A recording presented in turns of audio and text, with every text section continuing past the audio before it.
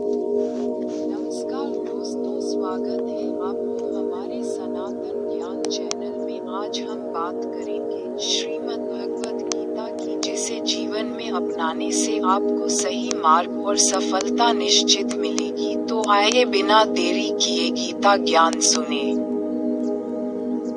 महाभारत का युद्ध कुरुक्षेत्र की भूमि पर आरंभ होने वाला था। दोनों सेनाएं आमने सामने खड़ी थीं। एक तरफ धर्म की सेना थी और दूसरी तरफ अधर्म की। पर उसी क्षण अर्जुन के मन में एक गहरा संकट उत्पन्न हुआ। वह अपने ही गुरु, भाइयों और रिश्तेदारों को सामने देखकर विचलित हो गया। उसका धनुष गांडीव उसके हाथ से गिरने लगा। उसका मन भ्रम और दुख से भर गया। और तभी इस महान क्षण में भगवान श्री कृष्ण ने अर्जुन को दिव्य ज्ञान देना शुरू किया। आत्मा का ज्ञान। श्री कृष्ण ने कहा, अर्जुन, तुम जिनके लिए शोक कर रहे हो, वे वास्तव में शोक के योग्य नहीं हैं। आत्मा न कभी जन्म लेती है और न ही कभी मरती है। यह आत्मा शाश्वत है, अविनाशी है और अजर अमर है। जैसे मनुष्य पुराने वस्त्र त्याग कर नए वस्त्र, वैसे ही आत्मा एक शरीर छोड़कर दूसरा शरीर धारण करती है। इसलिए मृत्यु केवल शरीर की होती है, आत्मा की नहीं। कर्म योग। श्री कृष्ण ने आगे कहा, तुम्हारा अधिकार केवल कर्म करने में है, फल में नहीं।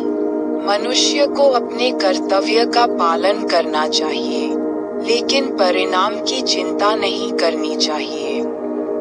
कर्म का फल ईश्वर के हाथ में है। जो व्यक्ति निष्काम भाव से कर्म करता है, वह जीवन में कभी पराजित नहीं होता। स्वधर्म का महत्व। हर व्यक्ति का एक अपना धर्म और कर्तव्य होता है। किसी योद्धा का धर्म युद्ध करना है, किसी शिक्षक का धर्म शिक्षा देना है। यदि कोई अपने स्वधर्म से पीछे हटता है,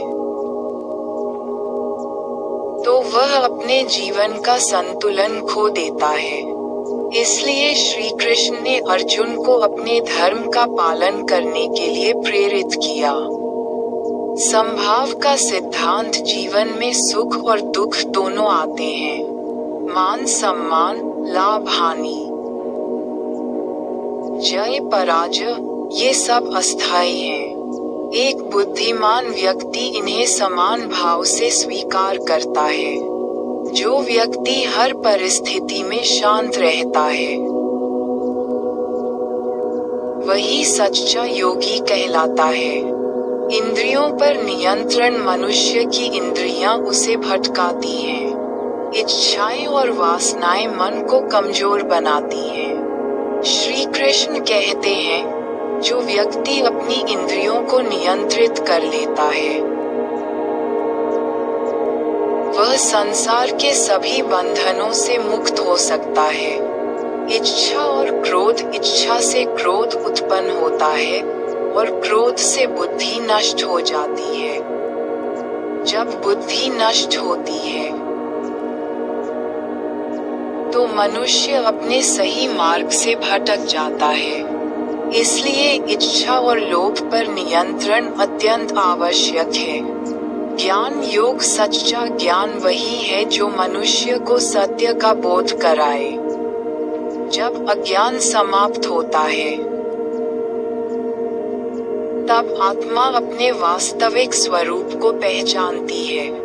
ज्ञानी व्यक्ति सभी जीवों में एक ही ईश्वर को देखता है। भक्ति योग। श्री कृष्ण कहते हैं, जो व्यक्ति प्रेम और श्रद्धा से मेरी भक्ति करता है, मैं उसे अपने पास ले लेता हूँ। भक्ति का मार्ग सबसे सरल और पवित्र मार्ग है। इसमें अहंकार समाप्त हो जाता है और हृदय शुद्ध हो जाता है। ध्यान योग ध्यान के माध्यम से मन को स्थिर किया जा सकता है। जब मन शांत होता है, तभी आत्मा का अनुभव होता है।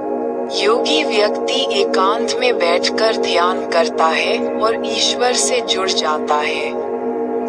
मोक्ष का मार्ग जीवन का अंतिम लक्ष्य मोक्ष है।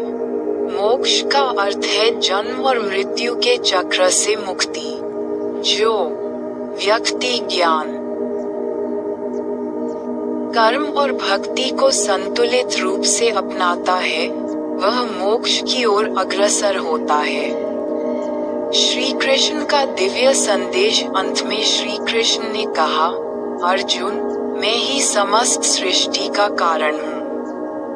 जो मेरी शरण में आता है, उसे मैं सभी पापों से मुक्त कर देता हूँ। तुम केवल मेरा स्मरण करो और अपने कर्तव्य का पालन करो।